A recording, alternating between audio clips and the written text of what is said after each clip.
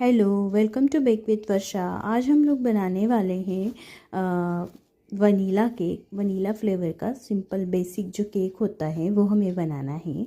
तो अगर आपने मेरे चैनल को सब्सक्राइब नहीं किया है तो प्लीज़ सब्सक्राइब कर लीजिए, अपने फ्रेंड्स के साथ शेयर कर लीजिए, क्योंकि मैं रोज़ नए नए वीडियोस अपलोड करती जाती हूँ केक से रिलेटेड, बेकिंग से रिलेटेड। तो आपको यूज़फुल होगा और आपको आइडिया भी मिलेगा, रेफरेंस इमेजेस भी मिलेगी केक की। तो अपने ग्रुप्स में ज़रूर शेयर कीजिएगा बेक विद वर्षा को। तो बैक टू द केक। तो ये केक हमको बिल्कुल बेसिक बनाना है, इसमें हमें कुछ भी ज़्यादा फैंसी सा नहीं करना है। सिंपल सा केक है, वनीला फ्लेवर है। तो वनीला फ्लेवर केक है, इसके लिए पहले मैंने वनीला स्पंज बना लिया है। वनीला स्पंज की भी, वनीला का जो केक का बेस है उसकी रेसिपी मेरे चैनल पे ऑलरेडी अपलोड की हुई है, आप जाकर देख सकते हैं। तो ये मैंने बेस बना लिया है और बेस बनाने के बाद पहले मैंने 3 लेयर में कट कर लिया है। 3 लेयर में कट करने के बाद कोशिश कीजिएगा कि जब आप लेयर्स कट करें तो बिल्कुल प्लेन कटिंग करें। अगर आप प्लेन कटिंग करेंगे तो आपका केक बिल्कुल स्ट्रेट बनेगा और ऊपर नीचे नहीं होगा, जिससे कि दिखने में भी उसका लुक अच्छा आएगा। तो 3 लेयर में कट करने के बाद मैंने क्या किया है, पहले टर्न टेबल के ऊपर क्रीम लगाई है और क्रीम लगाने के बाद में जो सबसे ऊपर वाली, मतलब नीचे वाली जो लेयर होती है उसको उल्टा करके रखा है। क्रीम लगाने से हमारा केक इधर उधर खसकता नहीं है, क्रीम जब हम लोग आइसिंग करते हैं तब, और इजीली हम लोगों को मतलब लगाने के लिए इजी हो जाता है, इसलिए टर्न टेबल पे क्रीम लगाना बहुत ज़रूरी है।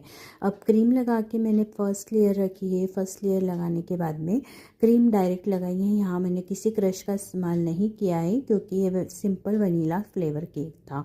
और इस तरह से मैंने तीनों लेयर अपनी रख दी है केक की और क्रम कोटिंग कर दी है। क्रम कोटिंग करने के बाद आप चाहे तो इसे आधे घंटे फ्रिज में रख सकते हैं, और अगर ना चाहें तो डायरेक्ट भी इसके ऊपर आप आइसिंग कर सकते हैं। अब मैंने सबसे पहले यहाँ पर वाइट क्रीम को, जो व्हिप करी हुई क्रीम है, उसको मैंने पाइपिंग बैग में भर लिया है, जैसे कि मैं अपने सारे वीडियोज़ में करती हूँ। और उसको इवनली सब पूरे केक के ऊपर पहले स्प्रेड कर दिया है। स्प्रेड करने के बाद अब मैं स्केल की सहायता से, स्केल की सहायता से मैं इसका मतलब फिनिशिंग का काम करती हूँ। आप चाहे तो स्क्रैपर वगैरह भी यूज़ कर सकते हैं, बट स्केल से बहुत अच्छी फिनिशिंग आ जाती है, इसलिए मैं स्केल यूज़ करती हूँ। तो अभी हम स्केल की सहायता से इसको हम पहले फिनिशिंग दे रहे हैं। कोशिश करिए कि आपका केक जितना नीट और क्लीन होगा दिखने में, वो उतना ही सुंदर लगेगा। जब आप उसके ऊपर कोई डिज़ाइन बनाएंगे तो उतना ही सुंदर लगेगा। कोई फ्लावर बनाएंगे तो प्लेन रहेगा तो उठ के दिखेगा। तो ये इस तरह से मैं अपने केक को फिनिशिंग दे रही हूँ।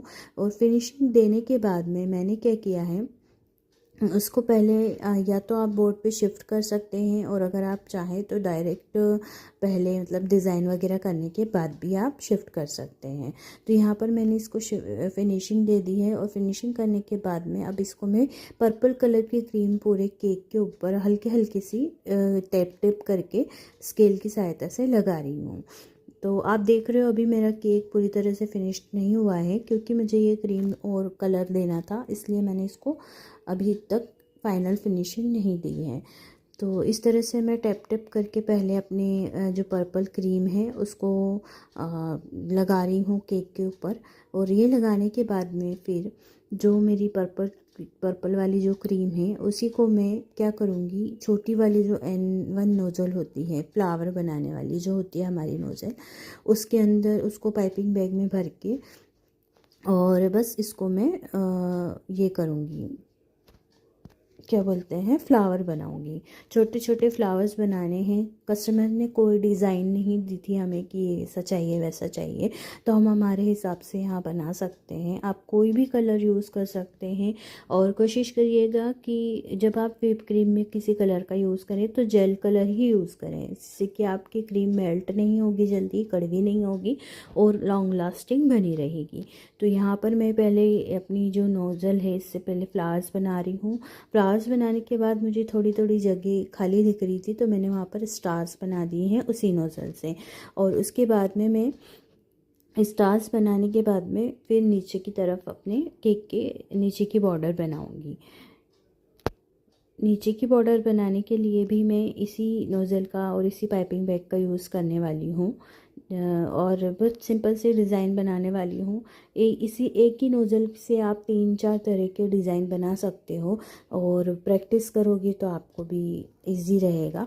जैसे मैं यहाँ पर बना रही हूँ तो इजी लग रहा होगा, बट हाँ मुझे भी इसको करने के लिए, यहाँ तक पहुँचने के लिए बहुत टाइम लगा है। तो बस इस तरह से मैंने अपनी ये बॉर्डर्स बना ली है।